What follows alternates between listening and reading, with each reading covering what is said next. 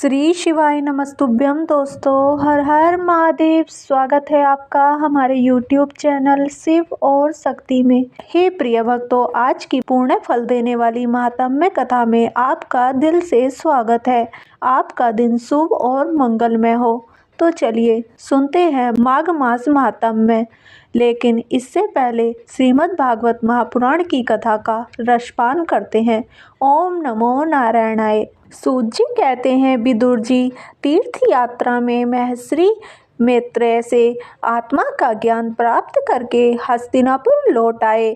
उन्हें जो कुछ जानने की इच्छा थी वह पूर्ण हो गई थी। विदुर जी ने मैत्रेय ऋषि से जितने प्रश्न किए थे उनका उत्तर सुनने के पहले ही श्री कृष्ण में अनन्य भक्ति हो जाने के कारण वे उत्तर सुनने में उपराम हो गए। सोनक जी अपने चाचा विदुर जी को आया देख धर्मराज युधिष्ठिर, उनके चारों भाई धृतराष्ट्र, युयुत्सु, संजय, कृपाचार्य, कुंती, गांधारी, द्रौपदी, सुभद्रा, उत्तराकृति तथा पांडव परिवार के अन्य सभी नर नारी और अपने पुत्रों सहित दूसरी स्त्रियां सब के सब बड़ी प्रसन्नता से मानो मृत शरीर में प्राण आ गया हो ऐसा अनुभव करते हुए उनकी अगवानी के लिए सामने गए। यथा योग्य आलिंगन और प्रणाम आदि के द्वारा सब उनसे मिले और भय जनित उत्कंठा से कातर होकर सबने प्रेम के आंसू बहाए। युधिष्ठिर ने आसन पर बैठकर उनका यथोचित सत्कार किया। जब वे भोजन एवं विश्राम करके सुखपूर्वक आसन पर बैठे थे तब युधिष्ठिर ने विनय से झुककर सबके सामने ही उनसे कहा। युधिष्ठिर ने कहा, चाचा जी, जैसे पक्षी अपने अंडों को पंखों की छाया के बीच छाया के नीचे रखकर उन्हें सेते और बढ़ाते हैं, वैसे ही आपने अत्यंत वात्सल्य से अपने कर कमलों की छत्र छाया में हम लोगों को पाला पोसा है। बार बार आपने हमें और हमारी माता को विषदान और लाक्षागृह के दाह आदि विपत्तियों से बचाया है। क्या आप कभी हम लोगों को भी याद करते रहे हैं? आपने पृथ्वी पर विचरण करते समय किस व्रति से जीवन निर्वाह किया? आपने पृथ्वी तल पर किन किन तीर्थों और मुख्य क्षेत्रों का सेवन किया? प्रभु, आप जैसे भगवान के प्यारे भक्त स्वयं ही तीर्थ स्वरूप होते हैं। आप लोग अपने हृदय में विराजमान भगवान के द्वारा तीर्थों को भी महातीर्थ बनाते हुए विचरण करते हैं। चाचा जी, आप तीर्थ यात्रा करते हुए द्वारका भी अवश्य ही गए होंगे। वहाँ हमारे सुहृद एवं भाई बंधु यादव लोग, जिनके एकमात्र आराध्य देव श्री कृष्ण हैं, अपनी नगरी में सुख से तो है ना? आपने यदि जाकर देखा नहीं होगा तो सुना तो अवश्य ही होगा। युधिष्ठिर के इस प्रकार पूछने पर विदुर जी ने तीर्थों और यदुवंशियों के संबंध में जो कुछ देखा, सुना और अनुभव किया था सब क्रम से बतला दिया। केवल यदुवंश के विनाश की बात नहीं कही। करुणा हृदय विदुर जी पांडवों को दुखी नहीं देख सकते थे, इसलिए उन्होंने यह अप्रिय एवं असह्य घटना पांडवों को नहीं सुनाई, क्योंकि वह तो स्वयं ही प्रकट होने वाली थी। पांडव विदुर जी का देवता के समान सेवा सत्कार करते थे। वे कुछ दिनों तक अपने बड़े भाई धृतराष्ट्र की कल्याण कामना से सब लोगों को प्रसन्न करते हुए सुखपूर्वक हस्तिनापुर में ही रहे। विदुर जी तो साक्षात धर्मराज थे। मांडव्य ऋषि के शाप से ये 100 वर्ष के लिए शूद्र बन गए थे। इतने दिनों तक यमराज के पद पर अर्यमा थे और वहीं पापियों को उचित दंड देते थे। राज्य प्राप्त हो जाने पर अपने लोकपालों सरीखे भाइयों के साथ राजा युधिष्ठिर वंशधर परीक्षित को देखकर अपनी अतुल संपत्ति से आनंदित रहने लगे। इस प्रकार पांडव गृहस्थ के काम धंधों में रम गए और उन्हीं के पीछे एक प्रकार से यह बात भूल गए कि अनजान में ही हमारा जीवन मृत्यु की ओर जा रहा है। अब देखते देखते उनके सामने वह समय आ पहुंचा जिसे कोई टाल नहीं सकता। परंतु विदुर जी ने काल की गति जानकर अपने बड़े भाई धृतराष्ट्र से कहा, महाराज देखिए, अब बड़ा भयंकर समय आ गया है, झटपट यहाँ से निकल चलिए। हम सब लोगों के सिर पर वह सर्वसमर्थ काल मंडराने लगा है, जिसके टालने का कहीं भी कोई उपाय नहीं है। काल के वशीभूत होकर जीव का अपने प्रियतम प्राणों से भी बात की बात में वियोग हो जाता है। फिर धन जन आदि दूसरी वस्तुओं की तो बात ही क्या है। आपके चाचा, ताऊ, भाई, सगे संबंधी और पुत्र सभी मारे गए। आपकी उम्र भी ढल चुकी, शरीर बुढ़ापे का शिकार हो गया। आप पराए घर में पड़े हुए हैं और इस प्राणी को जीवित रहने की कितनी प्रबल इच्छा होती है। इसी के कारण तो आप भीम का दिया हुआ टुकड़ा खाकर कुत्ते का सा जीवन बिता रहे हैं, जिनको आपने आग में जलाने की चेष्टा की, विष देकर मार डालना चाहा। भरी सभा में जिनकी विवाहिता पत्नी को अपमानित किया, जिनकी भूमि और धन छीन लिए, उन्हीं के अन्न से पले हुए प्राणों को रखने में क्या गौरव है। आपकी अज्ञान की हद हो गई कि अब भी आप जीना चाहते हैं, परंतु आपके चाहने से क्या होगा। पुराने वस्त्र की तरह बुढ़ापे से गला हुआ आपका शरीर आपके न चाहने पर भी क्षीण हुआ जा रहा है। अब इस शरीर से आपका कोई स्वार्थ सधने वाला नहीं है। इसमें फंसिए मत, इसकी ममता का बंधन काट डालिए। जो संसार के संबंधियों से अलग रहकर उनके अनजान में अपने शरीर का त्याग करता है, वही धीर कहा गया है। चाहे अपनी समझ से हो या दूसरे के समझाने से, जो इस संसार को दुख रूप समझकर इससे विरक्त हो जाता है और अपने अंतःकरण को वश में करके हृदय में भगवान को धारण कर संन्यास के लिए घर से निकल पड़ता है, वही उत्तम मनुष्य है। इसके आगे तो समय आने वाला है, वह प्राय मनुष्यों के गुणों को घटाने वाला होगा। इसलिए आप अपने कुटुंबियों से छुपकर उत्तराखंड में चले जाइए। जब छोटे भाई विदुर ने अंधे राजा धृतराष्ट्र को इस प्रकार समझाया, तब उनकी प्रज्ञा के नेत्र खुल गए। वे भाई बंधुओं के सुदृढ़ स्नेह पासों को काटकर अपने छोटे भाई विदुर के दिखलाए हुए मार्ग से निकल पड़े। जब परम पतिव्रता सुबल नंदिनी गांधारी ने देखा कि मेरे पतिदेव तो उस हिमालय की यात्रा कर रहे हैं, जो सन्यासियों को वैसा ही सुख देता है जैसा वीर पुरुषों को लड़ाई के मैदान में अपने शत्रु के द्वारा किए हुए न्यायोचित प्रहार से होता है, तब वे भी उनके पीछे पीछे चल पड़ी। अजात शत्रु युधिष्ठिर ने प्रातःकाल संध्या वंदन तथा अग्निहोत्र करके ब्राह्मणों को नमस्कार किया और उन्हें तिल, गो, भूमि और सुवर्ण का दान दिया। इसके बाद जब वे गुरुजनों की चरण वंदना के लिए राजमहल में गए, तब उन्हें धृतराष्ट्र, विदुर तथा गांधारी के दर्शन नहीं हुए। युधिष्ठिर ने उद्विग्न चित्त होकर वहीं बैठे हुए सज्जय से पूछा, सज्जय, मेरे बेवृद्ध और नेत्रहीन पिता धृतराष्ट्र कहाँ हैं? पुत्र शोक से पीड़ित दुखिया माता गांधारी और मेरे परम हितैषी चाचा विदुर जी कहाँ चले गए? ताऊ जी अपने पुत्रों और बंधु बांधवों के मारे जाने से दुखी थे।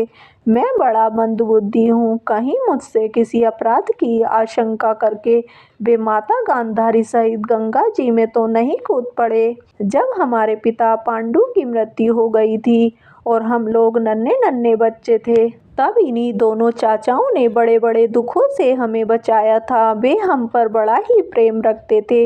हाय, वे यहाँ से कहाँ चले गए? सूत जी कहते हैं, संजय अपने स्वामी धृतराष्ट्र को न पाकर कृपा और स्नेह की विकलता से अत्यंत पीड़ित और विरहातुर हो रहे थे। वे युधिष्ठिर को कुछ उत्तर न दे सके।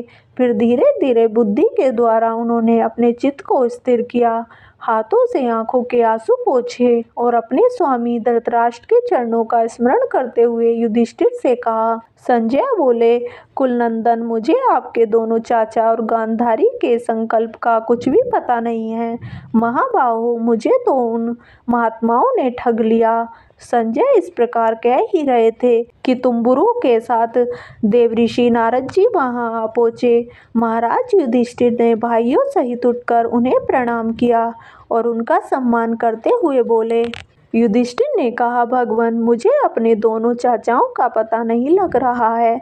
न जाने वे दोनों और पुत्र शोक से व्याकुल तपस्विनी माता गांधारी यहाँ से कहाँ चले गए। भगवान, अपार समुद्र में कर्णधार के समान आप ही हमारे पारदर्शक हैं। तब भगवान के परम भक्त भगवान में देवऋषि नारद ने कहा, धर्मराज, तुम किसी के लिए शोक मत करो, क्योंकि यह सारा जगत ईश्वर के बस में है। सारे लोक और लोकपाल विवश होकर ईश्वर की ही आज्ञा का पालन कर रहे हैं। वही एक प्राणी को दूसरे से मिलाता है और वही उन्हें अलग करता है। जैसे बैल बड़ी रस्सी से बंधे और छोटी रस्सी से नथे रहकर अपने स्वामी का भार ढोते हैं, उसी प्रकार मनुष्य भी वर्णाश्रमादि अनेक प्रकार के नामों से वेद रूप रस्सी में बंधकर ईश्वर की ही आज्ञा का अनुसरण करते हैं। जैसे संसार में खिलाड़ी की इच्छा से ही खिलौने का संयोग और वियोग होता है, वैसे ही भगवान की इच्छा से ही मनुष्यों का मिलना बिछुड़ना होता है। तुम लोगों को जीव रूप से नित्य मानो या देह रूप से अनित्य, अथवा जड़ रूप से अनित्य और चेतन रूप से नित्य, अथवा शुद्ध ब्रह्म रूप में नित्य अनित्य कुछ भी न मानो। किसी भी अवस्था में मोहजन्य आसक्ति के अतिरिक्त वे शोक करने योग्य नहीं है। इसलिए धर्मराज, मैं दीन दुखी चाचा चाची असहाय अवस्था में मेरे बिना कैसे रहेंगे। इस अज्ञान जन्य मन की विकलता को छोड़ दो। यह पांचभौतिक शरीर काल कर्मों और गुणों के वश में है। अजगर के मुंह में पड़े हुए पुरुष के समान यह पराधीन शरीर दूसरों की रक्षा ही क्या कर सकता है। हाथ वालों के बिना हाथ वाले, चार पैर वाले पुरुषों के बिना पैर वाले, और उसमें भी बड़े जीवों के छोटे जीव आहार हैं। इस प्रकार एक जीव दूसरे जीव के जीवन का कारण हो रहा है। इन समस्त जीवों में जीवों के बाहर और भीतर वही एक स्वयं प्रकाश भगवान, जो संपूर्ण आत्माओं के आत्मा है, माया के द्वारा अनेकों प्रकार से प्रकट हो रहे हैं। तुम केवल उन्हीं को देखो।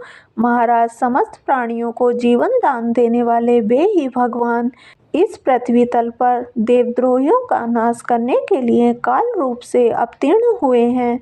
अब वे देवताओं का कार्य पूरा कर चुके हैं। थोड़ा सा काम और शेष है, उसी के लिए वे रुके हुए हैं। जब तक वे प्रभु यहाँ हैं, तब तक तुम लोग भी उनकी प्रतीक्षा करते रहो।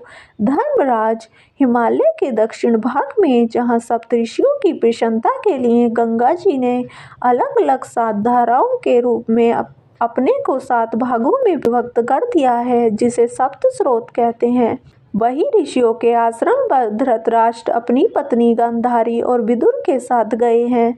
वहां वे त्रिकाल स्नान और विधि पूर्वक अग्निहोत्र करते हैं। अब उनके चित्त में किसी प्रकार की कामना नहीं है। वे केवल जल पीकर शांत चित्त से निवास करते हैं। आसन जीतकर प्राणों को वश में करके उन्होंने अपनी 6 इंद्रियों को विषयों में लौटा लिया है। भगवान की धारणा से उनके तमोगुण, रजोगुण और सतगुण के मल नष्ट हो चुके हैं।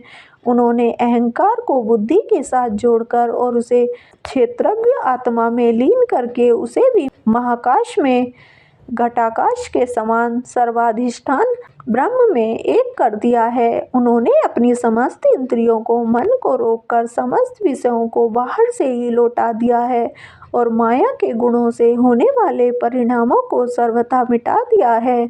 समस्त कर्मों का संन्यास करके वे इस समय ठूठ की तरह स्थिर होकर बैठे हुए हैं। अतः तुम उनके मार्ग में विघ्न रूप मत बनना। धर्मराज, आज से 5वें दिन वे अपने शरीर का परित्याग कर देंगे और वह जलकर भस्म हो जाएगा। गार्हपत्यादि अग्नियों के द्वारा पर्णकुटी के साथ अपने पति के मृतदेह को जलते देखकर बाहर खड़ी हुई साध्वी गांधारी की पति का अनुगमन करती हुई उसी आग में प्रवेश कर जाएगी। धर्मराज, विदुर जी अपने भाई का आश्चर्य में मोक्ष देखकर हर्षित और वियोग देखकर दुखित होते हुए वहां से तीर्थ सेवन के लिए चले जाएंगे। देव ऋषि नारद यूं कहकर तुम्बुरु के साथ स्वर्ग को चले गए। धर्मराज युधिष्ठिर ने उनके उपदेशों को हृदय में धारण करके शोक को त्याग दिया। हे प्रिय भक्तों, इससे आगे का वर्णन आप कल की कथा में अवश्य सुनिए। तो चलिए अब सुनते हैं माघ मास का महात्म्य। ओम नमो नारायणाय। लोमस ऋषि कहने लगे कि जिस पिशाच को देवदूती ने मुक्त किया वह पहले द्रविड़ नगर में चित्र नाम वाला राजा था। वह बड़ा शूरवीर, सत्यपरायण तथा पुरोहितों को आगे करके यज्ञ आदि करता था। दक्षिण दिशा में उसका राज्य था और उसके कोष धन से भरे हुए थे। उसके पास बहुत से हाथी, घोड़े और रथ थे और वह अत्यंत शोभा को प्राप्त होता था। बहुत सी स्त्रियों के साथ क्रीड़ा करता था और अनेक यज्ञ उसने किए थे। वह नित्य अतिथियों की पूजा करता था और शस्त्र विद्या में निपुण था। ब्रह्मा, विष्णु, महेश तथा सूर्य की पूजा संदेव किया करता था। वह जंगल में भी स्त्रियों से घिरा हुआ क्रीड़ा किया करता था। एक बार वह पाखंडियों के मंदिर में गया और वेदहीन भस्म लगाए महात्मा बने हुए पाखंडियों से उस राजा की बातचीत हुई। पाखंडियों ने कहा कि हे राजन, शैव धर्म की महिमा सुनो। इस धर्म के प्रभाव से मनुष्य पाप को काटकर मुक्त हो जाता है। सब वर्णों में शैव मत ही मुक्ति देने वाला है। शिव की आज्ञा के बिना दान, यज्ञ और तपों से कुछ नहीं बनता। शिव का सेवक होकर भस्म धारण करने, जटा रखने से ही मनुष्य मुक्त हो सकता है। जटा धारण करने तथा भस्म लेपन से ही मनुष्य शिव के समान हो जाता है। इसके बराबर कोई पुण्य नहीं है। जटा भस्म धारण किए हुए सभी योगी शिव के सदृश होते हैं। इसके बराबर कोई पुण्य नहीं है। जटा भस्म धारण किए हुए सभी योगी शिव के सदृश होते हैं। अंध, जड़, नपुंसक तथा मूर्ख सब जटा से ही पहचाने जाते हैं। शूद्र वर्ण के शिव भी पूजनीय हैं। विश्वामित्र क्षत्रिय होकर तप से ब्राह्मण हो गए। वाल्मीकि चोर होकर उत्तम ब्राह्मण हो गए। अतएव शिव पूजन में किसी बात का विचार नहीं है। तप से ही ब्रह्मत्व प्राप्त होता है, जन्म से नहीं। इस कारण शिव का दर्शन उत्तम है तथा शिव के सिवाय दूसरे देवता का पूजन न करें। शिव तपस्वी को विष्णु का त्याग करना चाहिए। विष्णु की मूर्ति का पूजन नहीं करना चाहिए। विष्णु के दर्शन से शिव का द्रोह उत्पन्न होता है और शिव के द्रोह से रोरवादी नरक मिलते हैं। इसी से भवसागर से पार होने के लिए विष्णु का नाम भी नहीं लेना चाहिए। शिव भक्त निशंक होकर जो शिव से प्रेम करता है वह कैलाश में वास करता है, इसमें कुछ संदेह नहीं। इस धर्म का पालन करने वालों का कभी नाश नहीं होता। इस पाखंडी के ऐसे वचन सुनकर राजा ने मोह में आकर उनका धर्म ग्रहण कर लिया और वैदिक धर्म को त्याग दिया। वह श्रुति, स्मृति और ब्राह्मणों की निंदा करने लगा। उसने अपने घर के अग्निहोत्र को बुझा दिया और धर्म के कार्य बंद कर दिए। विष्णु की निंदा और वैष्णवों से द्वेष करने लगा और बोला, कहाँ है विष्णु? कहाँ देखा जाता है? कहाँ रहता है? किसने देखा है? और जो लोग नारायण का भजन करते थे उनको दुख देता था। पाखंडियों का मत ग्रहण कर राजा वेद, वैदिक धर्म, व्रत, दान और दानियों को नहीं मानता था। अन्याय से दंड देता वह कामी राजा सदा स्त्रियों के समूह से घिरा रहता और क्रोध से भरा रहता। गुरु तथा पुरोहितों के वचनों को नहीं मानता था। पाखंडियों पर विश्वास करता हुआ उनको गांव, हाथी, घोड़े और सुवर्ण आदि देता था। उनके सब कार्य करता, भस्म धारण करता और मस्तक पर जटा रखता था। और जो कोई विष्णु का नाम लेता उसको मृत्यु का दंड दिया जाएगा। यह ढिंढोरा उसने पिटवा दिया था। उसके भय से ब्राह्मणों तथा वैष्णवों ने उस देश को छोड़ दिया और दूसरे देशों में चले गए। सारे देशवासी केवल नदी के जल से जीते थे। जीविका से दुखी होकर वृक्ष आदि नहीं लगाते थे, न ही खेती बाड़ी करते थे।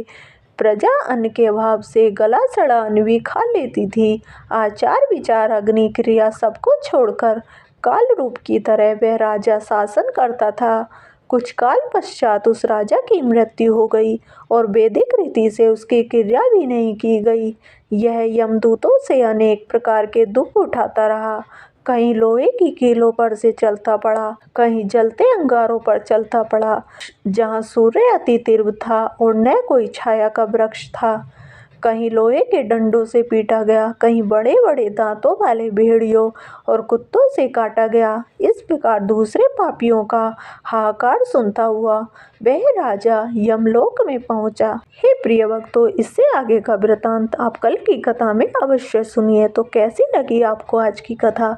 अगर वीडियो पसंद आई हो तो वीडियो को लाइक करें, चैनल को सब्सक्राइब करें और कमेंट बॉक्स में हर हर महादेव अवश्य लिखें। धन्यवाद।